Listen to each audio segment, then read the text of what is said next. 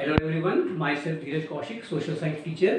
जैसे कि आपको पता भी है कि हम लोग नेशनलिज्म इन इंडिया के डिफरेंट टॉपिक्स पर बात कर रहे हैं। आज हम लोग जो बात कर रहे हैं वो इंसिडेंट ऑफ चोरी चोरा के ऊपर बात करते हैं।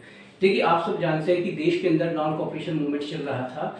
तो गोरखपुर में एक डिस्ट्रिक्ट में अगर हम बात करें गोरखपुर में, तो एक थाना क्षेत्र वहाँ पे आता है चोरी चोरा के नाम से। वहाँ एक बाजार था जहाँ लोग पीसफुली डेमोन्स्ट्रेशन कर रहे थे।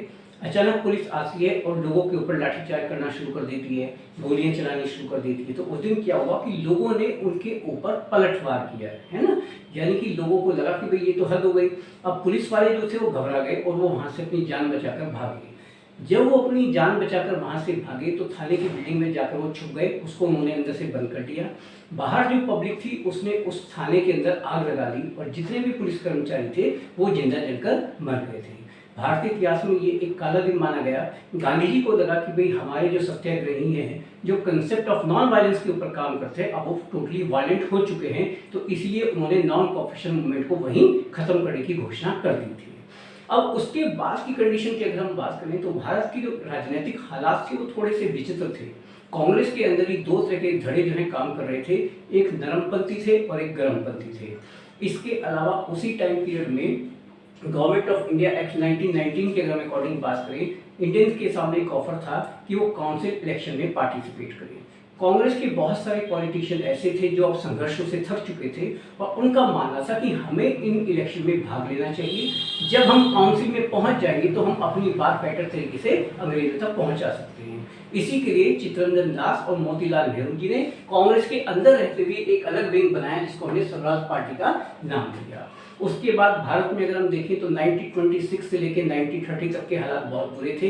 इकोनॉमिकल डिप्रेशन का असर हमारे किसान भाइयों पर बहुत बुरी तरह से पड़ रहा था और उन्हें उनकी फसलों का कोई भी प्रॉपर जो रेट था वो नहीं मिल रहा था। यानी जो पूरा देश था एक तरीके से हम ये कह सकते हैं कि निराशा के ग्रस्त में डूबा हुआ था। अचानक एक और घटना हमारे साथ हुई। वो क्या घटना थी? वो थी साइमन कमीशन का भारत में आना। भारत में जितने भी आंदोलन अंग्रेजों के खिलाफ चल रहे थे, उन आंदोलनों का मुकाबला करने के लिए इंग्लिश गवर्नमेंट ने साइमन कमीशन को 1928 में भारत भेजा।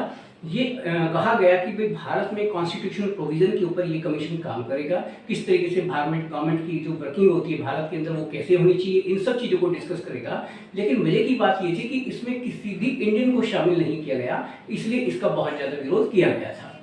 उसी टाइम पीरियड में हमारे यहाँ पे अगर हम बात करें, कांग्रेस और मुस्लिम लीग दोनों एक हो गए थे। जगह जगह पर जो है अंग्रेजों के खिलाफ धरना प्रदर्शन शुरू हो गए थे। उसी टाइम पीरियड में एक नारा दिया गया था, साइमन कमीशन वापस जाओ। आपकी नॉलेज के लिए मैं आपको बता दूं कि लाइक जैसे साइमन कमीशन वापस जाओ या क्विट इंडिया मूवमेंट वाले जो आंदोलन थे, अगर हम उसके अकॉर्डिंग बात करें तो अंग्रेजों भारत छोड़ो, ये जो नारे थे ये यूसुफ मेहर अली जी के द्वारा दिए गए थे।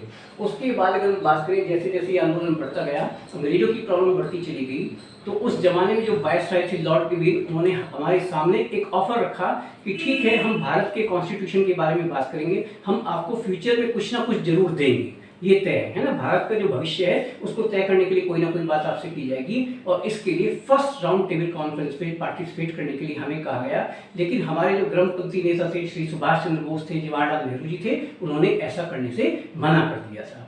देन आफ्टर 1929 में जब लाहौर में कांग्रेस का सेशन चल रहा था और ये श्री नेहरू जी जो थे वो उसके अध्यक्ष थे, तो उन्होंने वहां पहली बार एक बात कही कि भाई अब जो 1930 आएगा, यानी जो नेक्स्ट ईयर 1930 आएगा, 26 जनवरी का जो दिन होगा उसको हम आज़ादी के दिन के तौर पर मनाना सेलिब्रेट करेंगे। नेहरू जी की और गांधी जी की जो आशा थी वो ये थी कि ये बहुत बड़ा मुद्दा हमारे लिए बनेगा।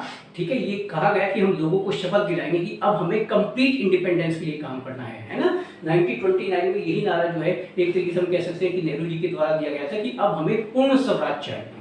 ठीक, लेकिन ये एक ऐसा मुद्दा था जिसपे वो लोगों को बहुत ज्यादा जागरूक नहीं कर पाए, बहुत ज्यादा एकजुट नहीं कर पाए। तो ऐसे में गांधी जी को लगा कि भाई अब हमें एक ऐसा मूवमेंट, एक ऐसा आंदोलन ढूंढना होगा जिसके बारे में या जिसके साथ हम ज्यादा से ज्यादा इंडियंस को जोड़ सके। आई थिंक आपको ये वीडियो डेफिनेटली पसंद आएगी। अगर आपको ये पसंद आती है आप इसको लाइक कीजिए, सब्सक्राइब कीजिए, ज़्यादा से ज़्यादा शेयर कीजिए। एक और चीज़ मैं आप लोगों के साथ जो है शेयर करना चाह रहा था, वो मैं आपको बताता हूँ। देखिए, हमने जो शुरू में वीडियो में बात की थी डिफरेंट सत्याग्रह मूवमेंट के बारे में बेटे बात की थी, ठीक है ना, उसी के बारे में कुछ कंफ्यूजन मैं आपके दूर कर देता हूँ। देखिए, 3 मूवमेंट के बारे में हम लोगों ने बात की थी, C for Champaran, then K for Kheda and A for Ahmedabad. देखिए, अगर हम चंपारण मूवमेंट के अकॉर्डिंग बात करें तो स्टार्ट किया गया 1916 में, यानी इसकी जो भूमिका थी वो 1916 में बन गई थी, लेकिन कंप्लीट हुआ था 1917 में।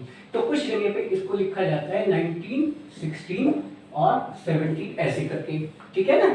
और कुछ जगह पे बुक्स में अब ये आ गया है 1917 करके, तो ये भी ठीक है। और अगर आप ये लिखते हैं 1917 तो ये भी करेक्ट माना जाएगा। क्लियर। देन आफ्टर हम खेड़ा की बात करते हैं बेटे, तो खेड़ा में 1917 में गांधी जी ने सत्याग्रह शुरू किया था, और ये सत्याग्रह भी 1918 तक गया था। ये जो सत्याग्रह था ये भी 1918 तक गया था, लेकिन आपकी बुक्स में इस चीज का कोई जिक्र अभी नहीं आया है, ठीक है। तो आप इसको 1917 लिख सकते हैं। अगर आप इसको भी 1918 लिखते हैं तो भी आपको नंबर दिया जाएगा, आपका नंबर कभी भी डिडक्ट नहीं होगा। स्टार्ट हालांकि ये भी 1917 से था, और अहमदाबाद हम सब जानते हैं कि 1918 में ही हुआ था। तो इसका मतलब ये कि अब आप चंपारण को अगर चाहे तो 1917 लिख सकते हैं, खेड़ा को 1917-18 करके लिख सकते हैं, और अहमदाबाद आपका 1918 रहेगा। आई थिंक अब आपका कंफ्यूजन दूर हो जाएगा। Okay, thank you.